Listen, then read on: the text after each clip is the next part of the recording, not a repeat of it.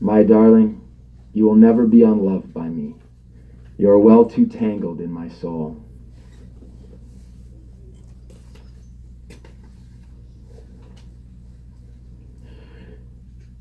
I don't know the truth of you, she whispered, but I have that feeling in my stomach you get before your whole life changes.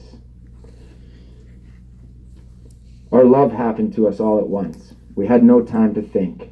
We were caught up in the adventure of it all and hadn't a moment to spare.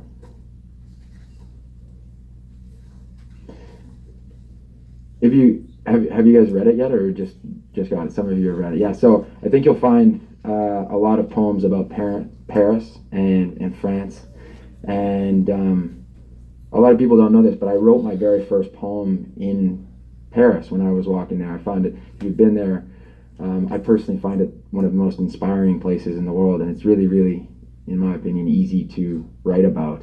It's like a muse in itself, and I wrote my very first poem there. And when I was writing this book, I wanted to just be enveloped in it, and so I went and my friend gave me his apartment, and it was this tiny little attic in the first, and I spent almost a month there just being a poet and getting up, drinking coffee, writing, and going to a cafe and drinking rosé, and my poetry would get worse and worse and worse, but I couldn't stop drinking rosé. Problem. So yeah, a lot of these poems are about Paris. The first time I walked in Paris, there was a great remembering of 1,000 different dreams. I woke before her, and she slept on as the sun rose, spilling light across our bed.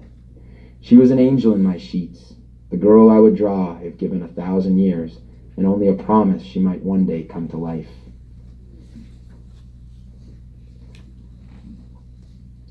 In the morning she taught me French, and after breakfast she would write and I would paint, and as the spring rain fell on the skylight and the tea steamed from its mugs, my heart hummed to the music of the dream we'd found. She was an endless source of beautiful ideas and epiphanies. I wanted to live forever in the quiet inspiration of her existence.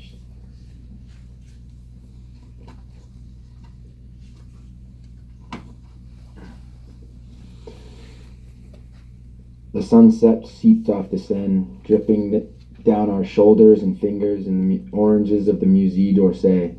Cigarette smoke danced in the scattering light as if in symphony, with the orchestra of some far-off conductor to rise and fall at once, the light lilting to our laughs, splitting into 1,000 pieces, and we were caught in the center of it, hung amongst the stars, suspended in the disco ball of space.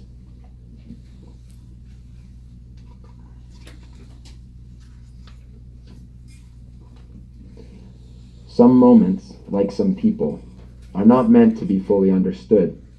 So for now, it's best we just call them miracles.